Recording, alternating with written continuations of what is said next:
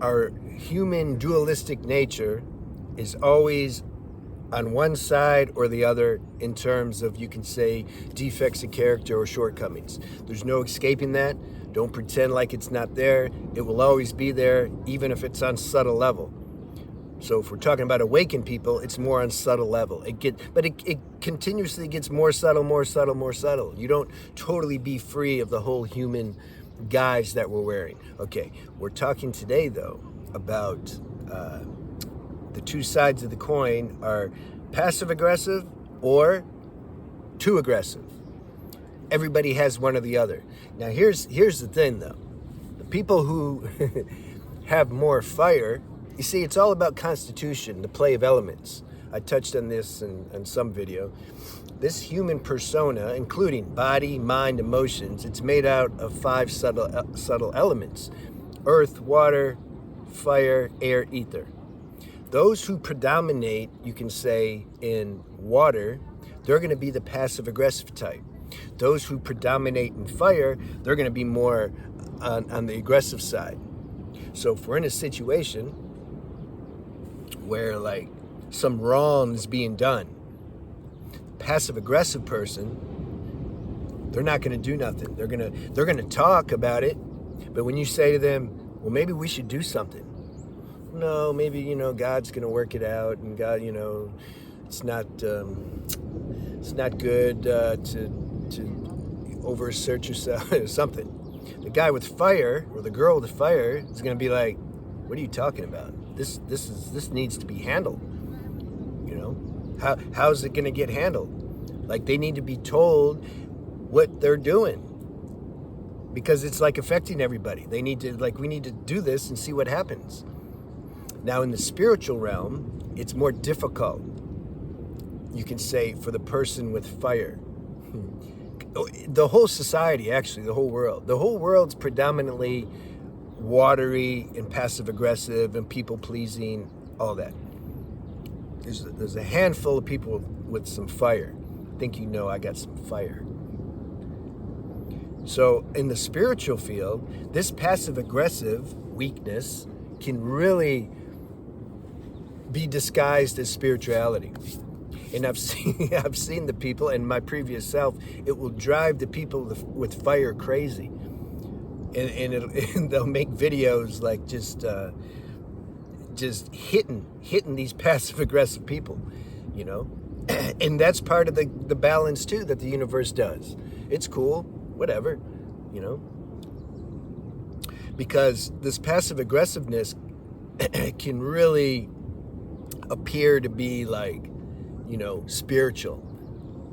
Oh, I'm too spiritual to say anything, and it's everything's going to work out in the end, and all this nonsense,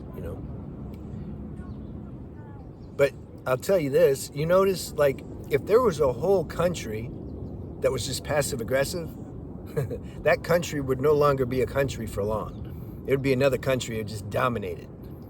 So God has worked it out. He puts enough people with some fire. Those are usually your soldiers or other people who help protect the country to keep it from being taken over. It's not just country, groups, institutions, whatever. Then the passive aggressive people are happy. Oh, good, yeah, we got our country. Thank you, God, we got our country back. Or we got back what was taken from us, etc. But they usually don't give credit to the people with the fire for doing it. They don't understand, like, that this is a play of elements. We don't choose this makeup of our Constitution.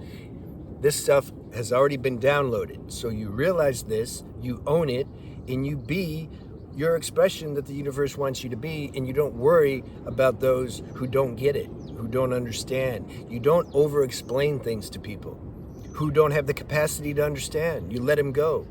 Life will weed out those who don't belong in your life, and then you'll attract those who do. But you have to let the weeding out process happen. But see, if we have like a insecure, inordinate need for people to like us and understand us, we're going to have a hard road. especially if you have excessive fire. This is the lesson. St. Francis prayer, it says, seek to understand rather than to be understood. This is high level.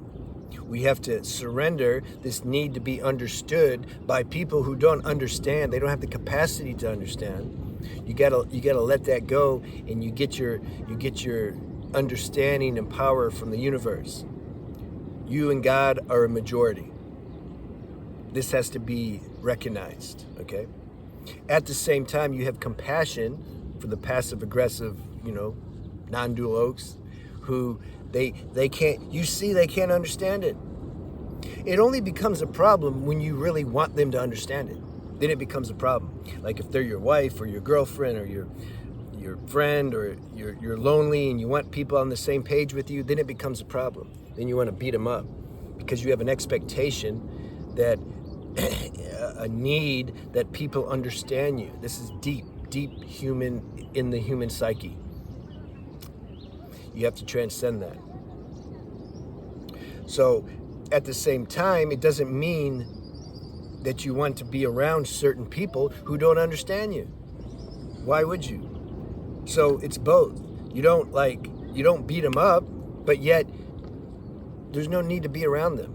Unless there's an organic need or desire from them to be around you, then maybe you can see what that is and help feed that if it's organic. And also, myself, when I was in those situations, I would bring it up. I call out everything I see. If it's a person who they want to spend some personal time with me, we're gonna work. It's gonna be work. It's not gonna be what you think. So if it was with a passive-aggressive person, then I'm gonna bring that up. Let's look at that. Not blaming, you weak passive-aggressive. No. You have to be able to articulate these things and bring it up. And then you see how they respond and how they can they digest it. Now, another thing about the passive-aggressive is they're really good at saying, yeah, I get it. But when it comes time to actually seeing that in operation in their life, you'll be like, well, didn't we have this long conversation that you acted like you understood? Nothing's happening. You didn't demonstrate anything. So then something is in that moment determines, like, you want to try again, or do you just let them go? This whole universe in life is set up to get us finding this peace and security inside, because we're not going to find it out there. We're not. And it's a big lure to try to find it in people or in relationships, but we're not going to find it there. And so we're going to constantly be disappointed. And we got to do introspection and look and see what's happening. What am I not looking at? Is there something I'm not looking at? Because as I said before, experiencing non-duality isn't something that happens through repetition. It's not by doing, it's by undoing, and then this non-dual state of, you can say, presence or consciousness, it's revealed. This is how it works. All right, see you.